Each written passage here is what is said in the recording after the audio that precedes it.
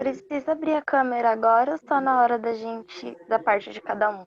Só na hora que vocês forem falar. Ok. Então, Eu como não eu não tenho consegui webcam, entrar não. pelo celular, eu tô pelo navegador, eu tô sem webcam também no computador. Ok.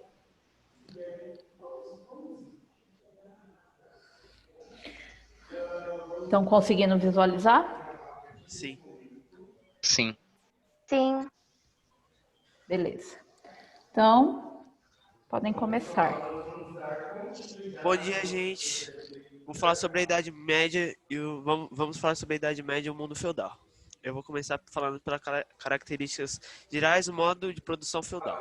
Este modo de produção predominou na Europa durante a Idade Média, século V ao século XV. Do século V ao X, período denominado Alta Idade Média, o feudalismo se constituiu e atingiu sua forma mais acabada. Do século XI ao século XV, período conhecido como Baixa Idade Média, o feudalismo sofreu transformações que acabaram por gerar sua própria desintegração. A economia feudal se caracterizava por ser voltada para a subsistência, cada feudo ou senhorio procurava produzir tudo o que consumia. Ter escasso uso de moedas, as trocas eram poucas e de caráter local, geralmente feitas de forma natural, isto é, produto por produto. Naquela época não tinha quase não existiam trocas por moedas, vendas por moedas. Pouca produtividade, as técnicas eram rudimentares, resultando em uma produção muito baixa em relação ao trabalho empregado à terra ocupada. Ser baseada na agricultura, as atividades urbanas praticamente desapareceram na Europa, com o fim do Império Romano do Ocidente. O grosso da população se concentrava no campo, dedicando à agricultura. As unidades, os feudos ou feudos territoriais eram divididos em três partes: a reserva senhorial, ou uso manso senhorial, o manso servil e as terras comunais. Pode trocar, professora.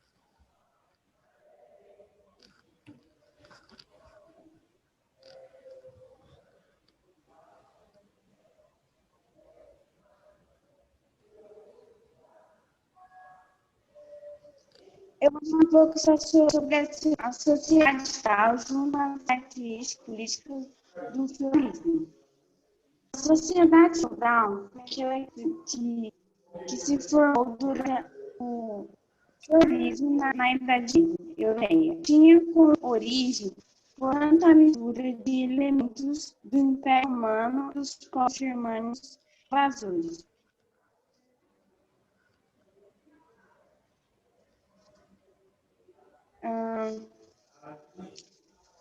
A sociedade era dividida em 10 grupos sociais: clero, nobreza e servo. O clero era responsável por pesar de exerciam uma grande influência políticas das pessoas. Os nobres também eram chamados senhores feudais, trabalhavam no resto em trocas de terras. O servo era a maior parte da população. É isso.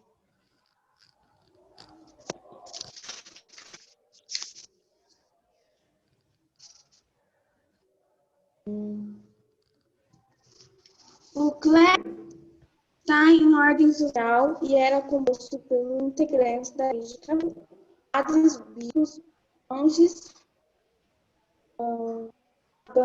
abades e o papa. Eles davam a verdade espiritual da sociedade. A função deles é rezar, exercia influência política, moral e psicológica na sociedade. Os nobres, compostos de senhores feudais e cavaleiros guerreiros. A função dos integrantes dessa ordem era garantir a proteção da sociedade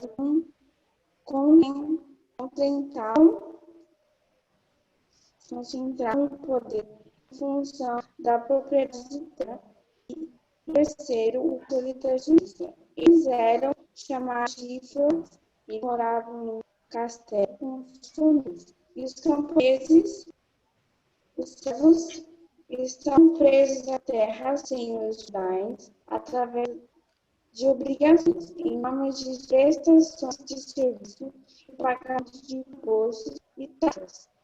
E dificilmente um servo que tinha ambições de sair de suas condições de vida. Eles eram os que mais trabalhavam, eram os nobres que não trabalhavam.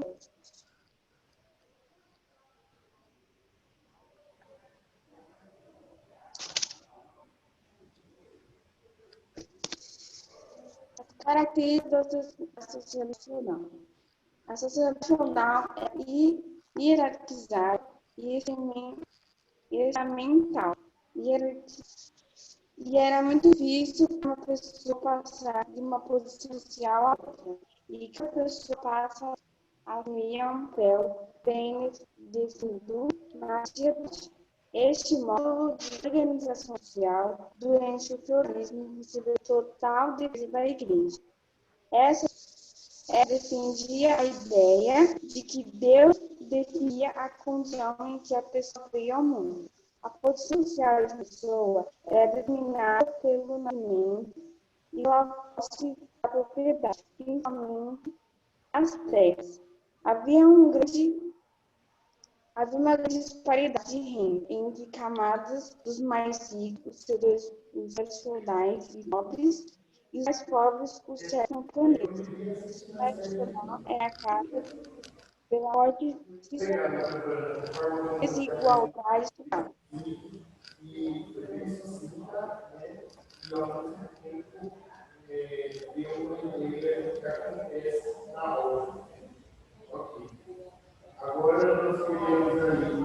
Eu vou falar um pouco sobre a igreja medieval. A influência da religião, ela era imensa, não só no poder religioso, como também no domínio material, porque porque a igreja naquela época era a maior proprietária de terra, em uma época que isso era a principal fonte de poder político e riqueza. Também durante o período medieval, a economia ela se ruralizou com o feudalismo. A igreja, antes concentrada nas cidades, ela foi para o campo, onde os bispos e abades tornaram senhores feudais. A igreja se tornou a mais poderosa instituição feudal, porque ela foi acumulando bens móveis e imóveis por meio de doação, feitas pelos ricos aristocratas, que se convertiam, e por alguns imperadores também, que doavam. A igreja ela também instituiu a trégua de Deus, ou seja, a proibição de combater durante certos dias do mês e nas principais datas religiosas. A fé era a força dominante na vida do homem medieval, que inspirava e determinava os mínimos atos da vida cotidiana do homem, naquela época.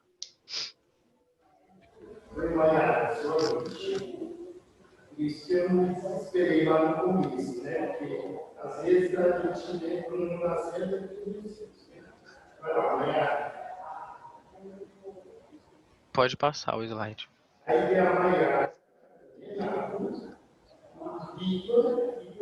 Além do feudalismo típico no país, o feudalismo tanto no país do Império Romano, onde os senhores feudais, com grande poderio econômico, foram tornando suas propriedades em uma pequena organização social. O feudo, como ficou conhecido, e dominou na Europa durante a Idade Média. O feudalismo e suas raízes são parcial nomadismo dos que receberam terras dos senhores feudais, onde é praticada a agricultura e a atividade histórica, que atua com a usação certa, trabalhos duros do feudo, que com o oportunismo estavam o trabalho com as escravos camponeses. O feudo compreendia o castelo do feudal, as casas habitáveis e os pastos, onde se praticava a criação de animais.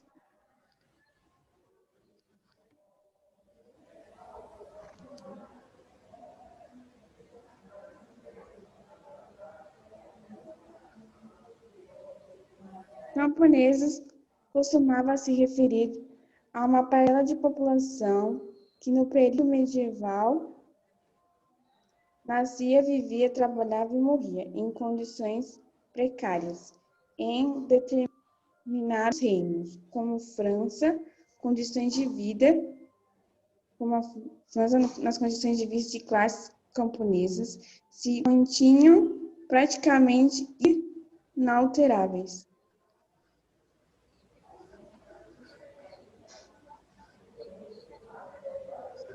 E essa é uma imagem de como eles trabalhavam. Como eles trabalhavam duro nas terras. Meu Deus. Eu vou falar um pouquinho também sobre os reinos medievais. Os reinos medievais, eles eram caracterizados por algumas características. Dentre elas, era o feudalismo, que foi o sistema pelo qual as terras dos reis foram divididas em feudos, onde trabalhavam os servos para os seus senhores. Também tinha as relações de suzerania e vassalagem, que aconteciam entre os nobres, onde um deles concedia porções de terra para o outro, e o que recebia essas terras cumpria algumas tarefas de fidelidade, como, por exemplo, a proteção em guerras. Também teve as cruzadas, que eram basicamente investidas militares dos cristãos contra os muçulmanos nas guerras pelo domínio da Terra Santa.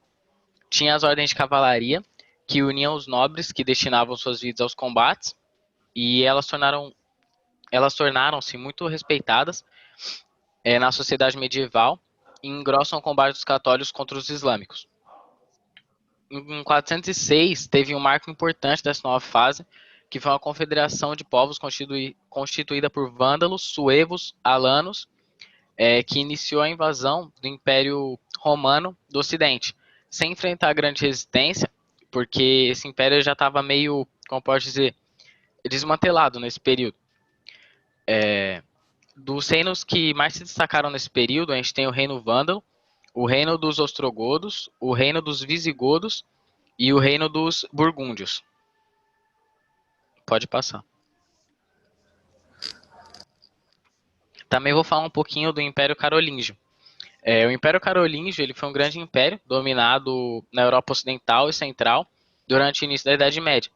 Ele era governado pela dinastia carolíngia, que governava como reis dos francos desde 751 e como rei dos bombardos na Itália a partir de 774. Pepino Breve foi quem assumiu efetivamente o poder como rei dos francos, porém o reconhecimento da monarquia do Pepino foi feita pelo Papa em 751. Já sob o reinado de Carlos Magno, a dinastia ela atingiu o auge do seu poder, que foi quando se formou o chamado Império Carolíngio. Depois da morte de Carlos Magno, o império se enfraqueceu e ele acabou fragmentado algumas décadas depois. Pode passar, por favor.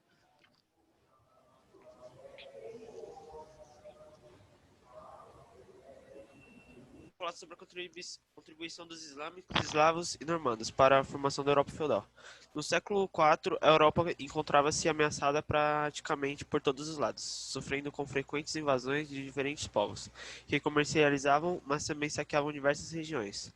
Os muçulmanos conquistaram o norte da África e a Península Ibérica, e depois dominaram também o comércio do Mediterrâneo. Os povos eslavos libertaram-se dos francos e passaram a saquear vilas e propriedades rurais. Os normandos saqueavam diversos pontos da costa norte da Europa. Todos esses fatores não foram decisivos, mas contribuíram para a constituição do feudalismo. Pode passar, professor.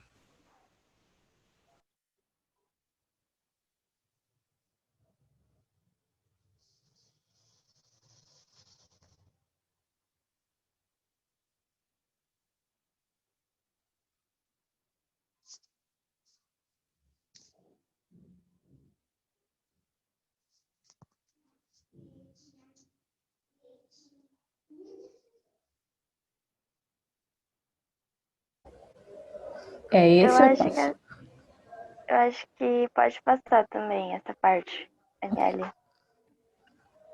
É aqui? Isso. Eu vou falar um pouquinho sobre a cultura e sociedade da Baixa Idade Média. A sociedade na Baixa Idade Média, ela era estamental, ou seja, ela era dividida em classes muito bem definidas e que tinha chances muito baixas de mobilidade. Então, uma vez que o valor dos nobres era atribuído por sangue ou por sua descendência, esse era o fator da origem e manutenção de toda a sua riqueza. Quando eu falo mobilidade, eu quero dizer entre Essa troca de classes. Era muito difícil ocorrer essa troca de classes. Pode passar. Bom, eu vou falar sobre o Islã e a cultura muçulmana. O Islã ele começou na Península Arábica e na Ásia Ocidental. Antes do Islã, quem vivia os povos que viviam naquela religião, eles viviam do pastoreio. E como o clima na região era assim, desértico, eles sempre tinham que estar se mudando de região para conseguir se manter. Os árabes eles eram divididos em árabes do deserto e os árabes da cidade. E lá, tinha muitas poucas civilizações naquela época. E uma dessas civilizações era Meca. E a economia da região, a estrutura e tudo mais, era tudo controlado por uma tribo chamada dos Coraixitas. Naquela região também tinha as caravanas, que eram as peregrinações religiosas que tinha a cada ano.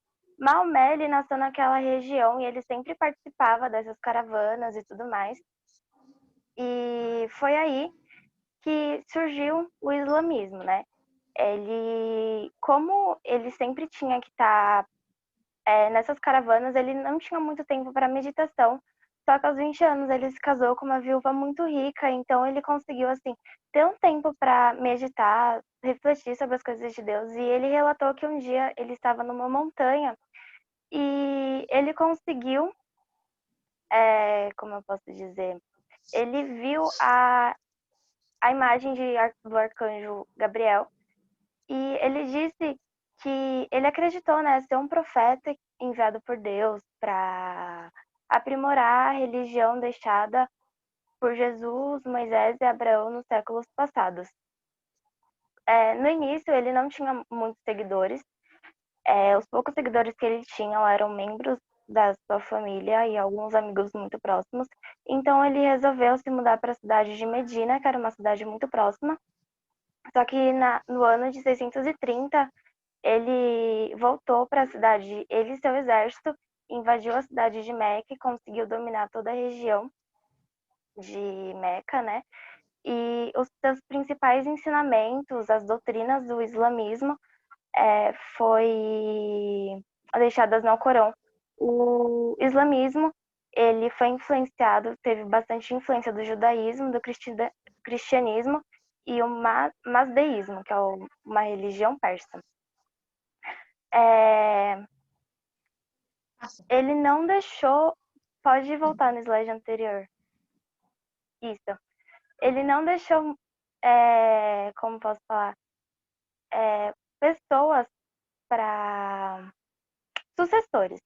Então, os seus seguidores mais próximos, eles resolveram passar a religião e eles se aproveitaram no vazio de poder da religião da região do árabe e eles invadiram muitas regiões, como vocês vão ver mais para frente, o Império Bizantino e tudo mais.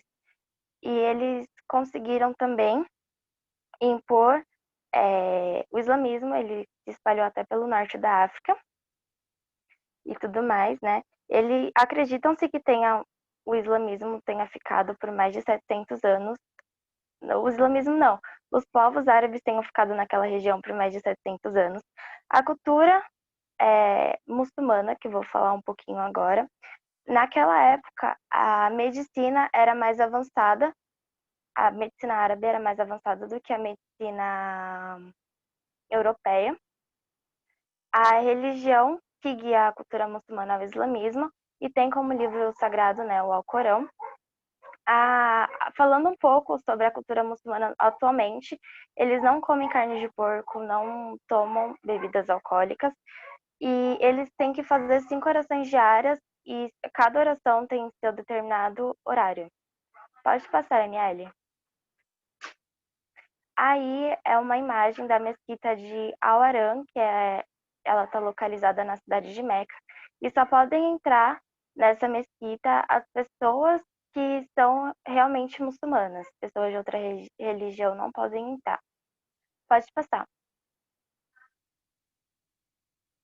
Bom, eu vou falar sobre o Império Bizantino. O Império Bizantino ele se constituiu da divisão do Império Romano em 365. O Império Romano ele foi dividido do Império do Oriente e o Império do Ocidente. O Império do Oriente ele teve como capital Constantinopla e do Ocidente teve como capital Milão. O principal imperador bizantino foi Justiniano e a sua mulher Teodora sempre ajudava ele a tomar as decisões políticas do império e tudo mais. E ele era filho de camponês. Justiniano ele conseguia manter a paz no Oriente, só que na parte do Ocidente ele lá era invadida por diversos povos, né? Então ele não conseguia manter muita paz de lá. E Justiniano ele chegou ao trono em 527. Ele procurou organizar as leis do império. Ele encarregou uma comissão de juritas para elaborar o digesto. O que era o digesto? O digesto foi um manual de direito destinado aos estudantes. Ele foi publicado no ano de 533. E no mesmo ano foram publicadas as Institutas, com o princípio do direito romano. E no ano seguinte ele conseguiu organizar o Código de Leis de Justiniano. As 3 obras dele, que eram o Digesto, as Institutas e esse Código de Leis de Justiniano, foram organizadas numa única obra chamada Codex de Justiniano. E eu vou falar um pouco sobre a economia de Constantinopla, né? Constantinopla era o ponto de passagem para os comerciantes. A cidade ela possuía diversas manufaturas, como cedo e o comércio era muito desenvolvido. Justiniano ele tentou usar a religião para unir as 2 regiões do Ocidente e do Oriente, só que ele não conseguiu porque teve a cisma do Oriente, né? A cisma do Oriente foi que o Papa ele queria assim manter ter o poder das 2 regiões, só que o imperador Justiniano também queria manter o poder. Então, do lado oriental ficou o imperador e do lado ocidental ficou o Papa. A língua oficial do Império Bizantino era o grego. Eles sofreram muitas influências da cultura bizantina e eles tinham relações com os asiáticos. Justiniano ele morreu e as dificuldades do império aumentaram cada vez mais. E com a expansão dos turcos otomanos, o império ele acabou ficando reduzido. O império chegou ao fim em 1453, quando Maomé II destruiu as muralhas de Constantinopla e os turcos fizeram de Constantinopla a sua capital. Pode passar, Aniele. Aí está a Catedral de Santa Sofia, que na época que Justiniano quis juntar as cidades por meio da religião, ele construiu essa catedral e ela está localizada na cidade da Turquia. Pode passar. Eu vou falar um pouco também sobre as contradições do feudalismo. As contradições do feudalismo já é um capítulo do H5, o meu grupo ficou também. No século XI, a sociedade europeia estava mergulhada numa grande crise, devido às muitas técnicas que eles começaram a utilizar, como inovações na agricultura, né, novos sistemas gerais de fertilização. E todas essas inovações na agricultura geraram muita produção de alimento. E isso gerou também um significativo crescimento populacional. Só que a produção de alimentos não conseguiu acompanhar o crescimento populacional. Contudo, teve muitas lutas entre os senhores feudais, né? E para agravar ainda a situação, teve a peste bubônica, ou peste negra, que atingiu o continente e matou mais de 30% da população. Com isso, a mão de obra ela ficou escassa. E tiveram muitas revoltas camponesas em Paris e na Inglaterra, e a burguesia também se fortaleceu ainda mais. Pode passar. Bom, eu vou falar um pouco também sobre as cruzadas. Eu não vou me aprofundar muito nesse tema, porque é um tema muito extenso. Bom, durante o século XI, os turcos otomanos, eles se converteram ao islamismo eles conseguiram conquistar muitas regiões. Dentre elas, teve Jerusalém. E os bizantinos, eles pediram um apelo ao Papa, né? Para que os turcos, eles não... Esse apelo, na verdade, foi para conseguir reconquistar as terras que os islâmicos estavam dominando, né? Para conseguir impor novamente a religião católica e ortodoxa na época, né? E o Papa ele pediu um apelo para os nobres europeus. E isso foi o contexto geral para as cruzadas surgirem. E tiveram 8 cruzadas. A primeira foi que alcançou. Acho que você pode passar, Niele. A primeira foi de 1096 a 1099. Ela foi a que alcançou o maior sucesso, porque eles conseguiram conquistar Jerusalém e uma faixa também do Mediterrâneo. Então, essa cruzada foi de maior sucesso. Teve a segunda cruzada, que foi de 1147 a 1149. Teve a terceira, que foi de 1189 a 1192. Cruzadas como a terceira, elas tiveram sucessos temporários, porque logo os muçulmanos, né, eles se mostraram mais fortes, então não deu muito certo. A quarta cruzada foi de 1202 a 1204 e ela teve claramente motivos econômicos, né? Os ricos comerciantes de Veneza que conseguiram e financiaram essa cruzada, né, a quarta cruzada. E ela, só que a cidade, só que nessa cruzada, muitas cidades cristãs foram saqueadas, como Constantinopla, que era a capital do Império Bizantino também, a cidade de Zara. Essas cidades foram saqueadas, eles pegaram todo o lucro e dividiram entre os comerciantes, né, mais ricos, e os cruzados. Aí você pode passar, Miele. Teve a sétima cruzada, que foi de 1248 a 1250, e teve a oitava cruzada, que foi em 1270. As cruzadas, do ponto de vista militar, elas não tiveram assim muito sucesso, porque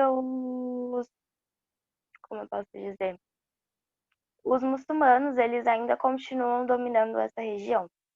Aí você pode passar agora.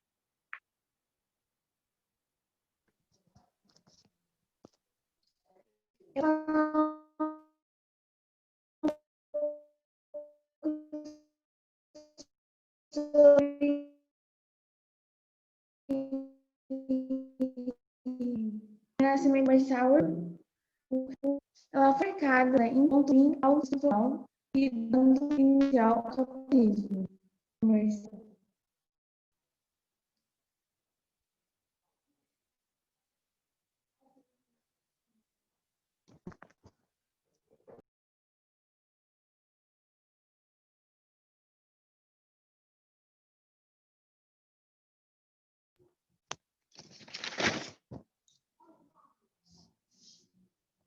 Eu vou falar sobre o fortalecimento dos reis e o nascimento do Estado moderno.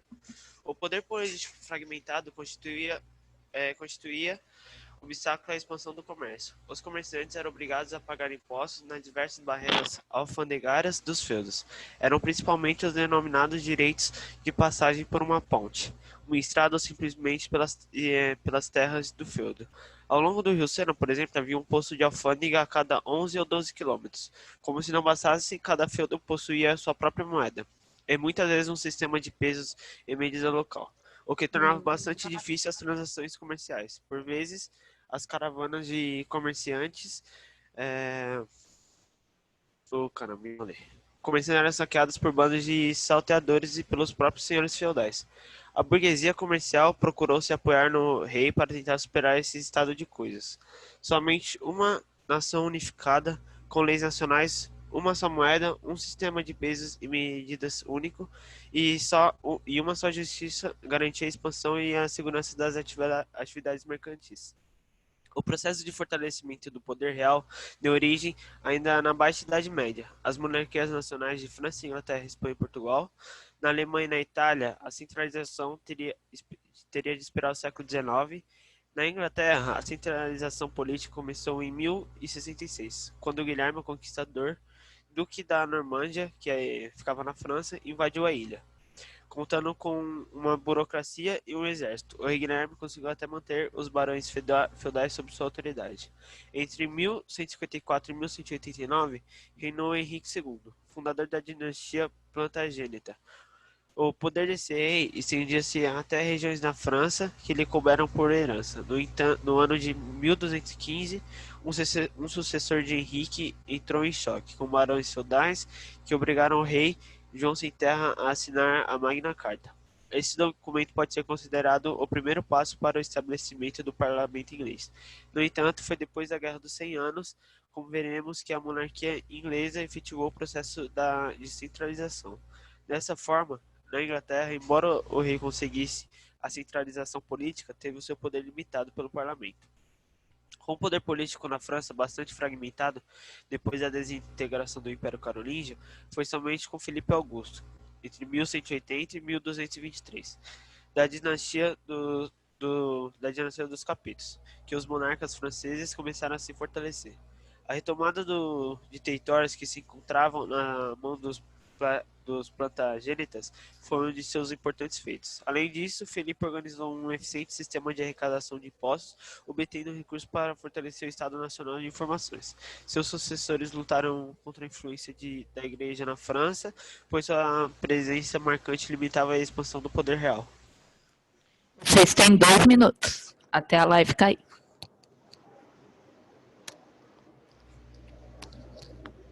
Pode passar. Bom, eu vou falar sobre a Guerra dos 100 Anos. Eu não vou me aprofundar novamente nesse tema, porque é um tema muito longo, eu vou falar resumidamente. A Guerra dos 100 Anos ela foi motivada por razões políticas, que teve a disputa pelo trono francês, né? O rei inglês Eduardo III, ele achou que devia ocupar o trono francês, só que os franceses, eles não apoiaram essa sucessão, e teve razões econômicas também, que foi a disputa pela região de Flandres. E voltando, né, os franceses, eles não apoiaram como fala, o que os ingleses ocupassem, né, o trono, que o Eduardo III ocupasse o trono, e os ingleses, então, resolveram invadir a França. Nos primeiros anos, os ingleses obtiveram muitas vitórias, e Joana d'Arc hoje em dia ela é uma santa, né, na Igreja Católica, só que naquela época ela foi um símbolo de resistência. Então ela libertou Orleans, e durante a guerra também teve a fome, que foi consequência dessa guerra, e teve a peste. Você pode passar, Aniele? Bom, a última fase da guerra ela foi marcada pelas vitórias de Joana d'Arc. Só que na França tinham grupos que apoiavam os ingleses. Então, esses grupos eles conseguiram raptar a Joana d'Arc,